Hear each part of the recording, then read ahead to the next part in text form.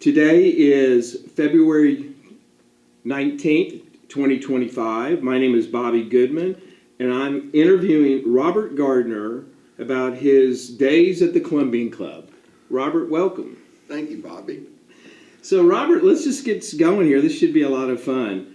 When were you a member of the Columbian Club? So my parents actually joined in 1956 as a member, and that was my childhood memories. And then I became a member in 1977 when I left college and became a member of the Columbian Club on my own.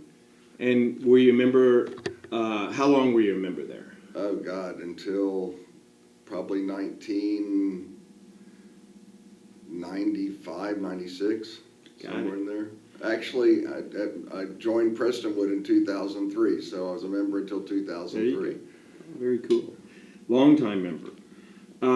So what did the membership look like back in those days? And you mentioned your dad, but how did you become a member? Like the number of members possibly? Just let me know a little bit. So as I recall, there were between 200, 250 families that were out there. A lot of my friends, growing up from the time we were kids, were out there. I became a member because back then they had a legacy membership, which for $500 you could join, and so it was just a no-brainer. I mean, and then the monthly dues back then weren't that much either at the time. And so the golf course was pristine, it was great, and just had a lot of fun out there. And when you joined, or actually when you were under your family membership, what was kind of the age, like what were most of the members out there? Were they younger, older, and then assets? So my dad, at the time when he joined was in his 20s, but my biggest memories were, later on when he was probably in his late 20s to late 30s. And I just remember, my mom used to take us to the pool. And one of my best memories was looking out over 18. The pool overlooked hole number 18. I used to love watching the men, come in, and I just was mesmerized by it. And so you kind of alluded to this. So were most of the members at that time that you became a member, were they old, much older than you? How was kind of I mean, I thought a 35-year-old was old. So. Right. Yeah, so to me they were old. Got it. So you said you joined yourself right after college. So what really made you want to join? Well, the golf course for sure, but my friends were out there. And my memories were out there. I mean, all of we spent so much time out there as a family, and my dad and I played a lot of golf together. And then, you and Steve Friedman. I remember hole number 3 was a par 5 when we were kids, and there was a sand trap. And Steve was like 14, and men couldn't hit over the sand trap, but Steve and Mark could hit over the sand trap. And it was just amazing. They were big hitters, right? They were. I think they peaked at 14 or 15, but they were great. That's awesome. So part of your joining the club, do you think, or when you were a younger family member, do you think anti-Semitism was being felt or played any part of being there for you? Well, I think when my dad joined, I didn't feel it. I think when my dad joined and when other members joined, there weren't a lot of options for Jewish people to go to other clubs. I mean, I remember signs on fences that wouldn't allow us in. So, while it didn't play a factor, I didn't feel it like I think the the generation above us felt it. But I think that was an option they had and they took, and it was a great. As you remember, I used to love, they had fried chicken night on Wednesdays, and I used to love, because you would see the community. You would see the people. I would see your parents and Alan Rubin's parents and all the people. We were all there Wednesday night, and Sunday was what they had left over from a bar mitzvah from Saturday. And so we would go on Sundays and we'd go on Wednesday nights, and it was just great. Let me ask you this: what happened on Thursdays? Because I think what was the big night? What happened generally on Thursdays? I don't remember Thursdays. What was Thursdays? It seemed like bingo. Oh, night. bingo. Oh, and you know what? Bingo was clickety-click 66. There So you go. it was such a great, yes, Thursday nights for bingo. And we were, it was a happening for us. It was actually just a place we all congregated at.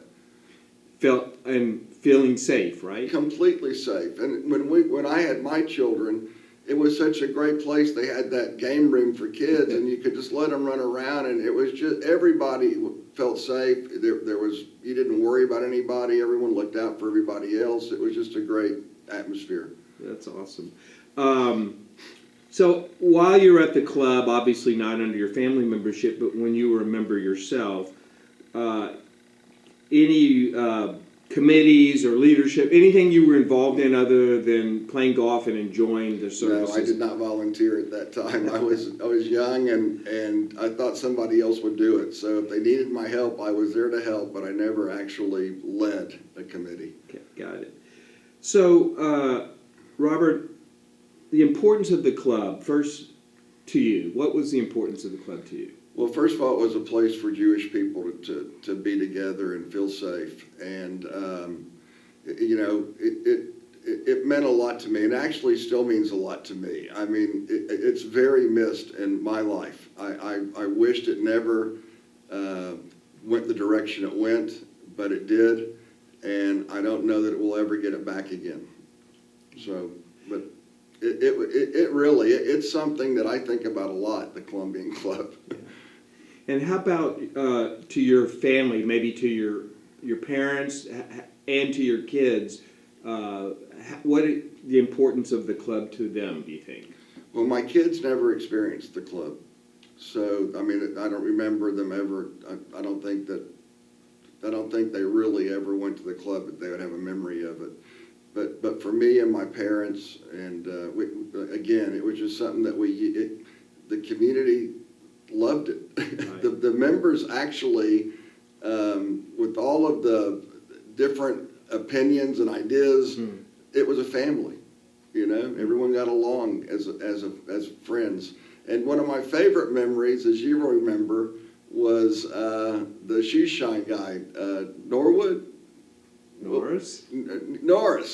And we played a lot of golf together. This guy could putt like I've never seen anybody putt in my life. So it sounds like you had, did you have other family members that were members of the club? Yeah, the Rosenblums were members of the club, but they didn't play any golf. They used it for the facility and the pool and whatnot. Yeah. And you've already said you had friends there. Rattle off some of the names that are. Oh my God! And are they still friends? Yeah. You know, Bob. You, Mark Friedman, Steve Friedman, Harry Ray, Alan Rubin. Oh my God! I'd have to go back in my memory bank, but it was all of. I mean, there was all of us. I mean, still have contact with them? Yeah, most of them, yes.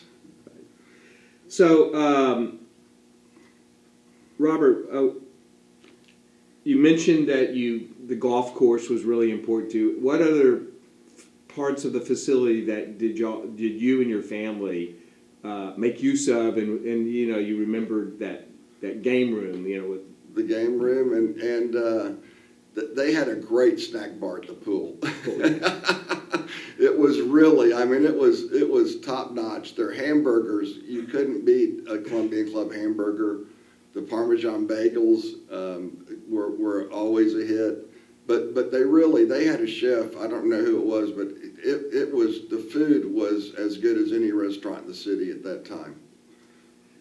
Speaking of food, and I'll get back to some of the memories, but so just I'm curious, what if you could name all the wonderful food they have? What was your favorite item on the menu? It's the hamburger, I'm telling you. I keep kosher now, but at the time it was a cheeseburger.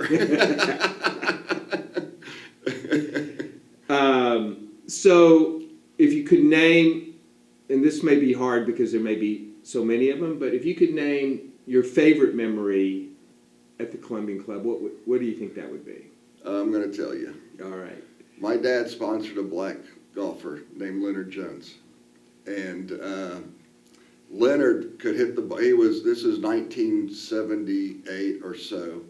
And Leonard could hit a ball like I've never seen before.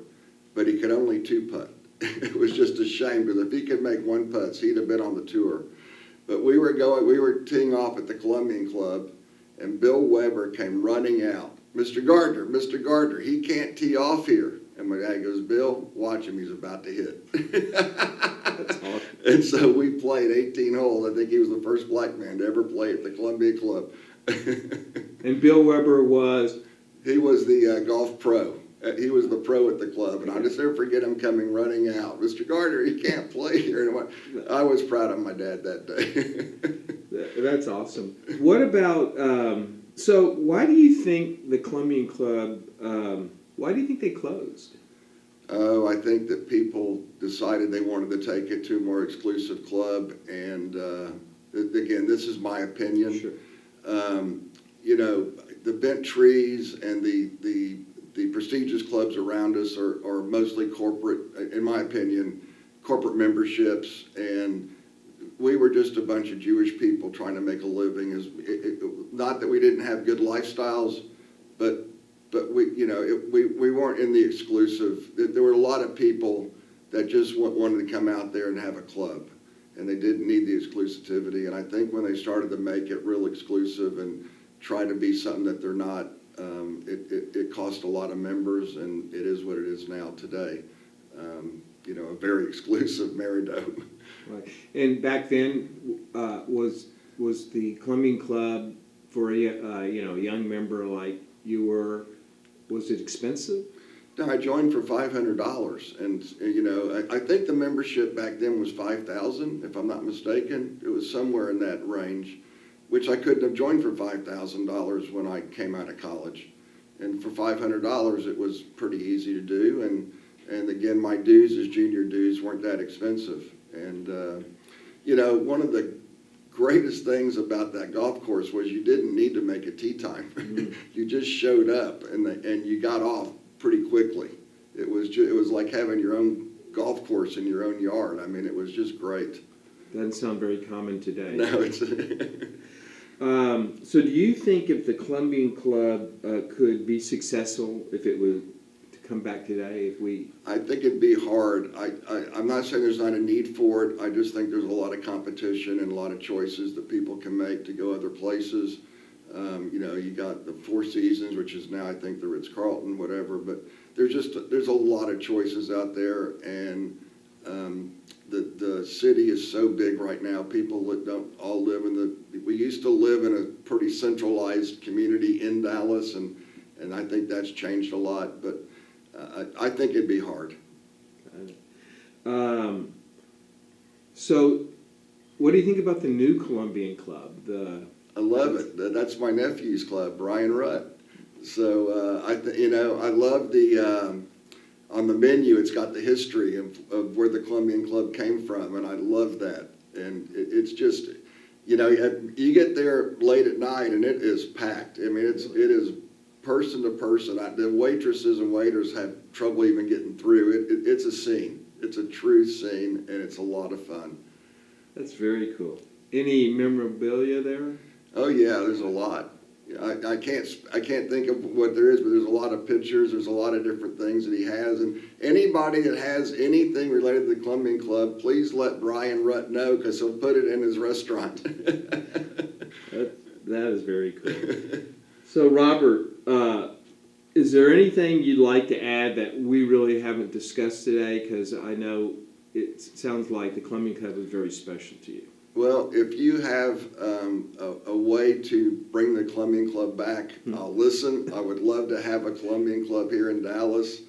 It truly was a big part of my life.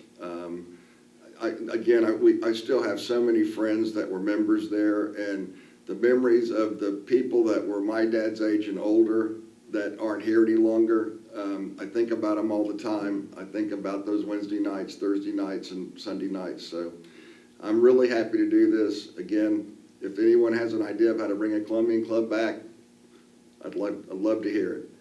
That's awesome. Robert, thank you so much for sharing your memories of the Columbian Club. I appreciate it, Bobby. I'm so happy to do this. Thank you. Thank you.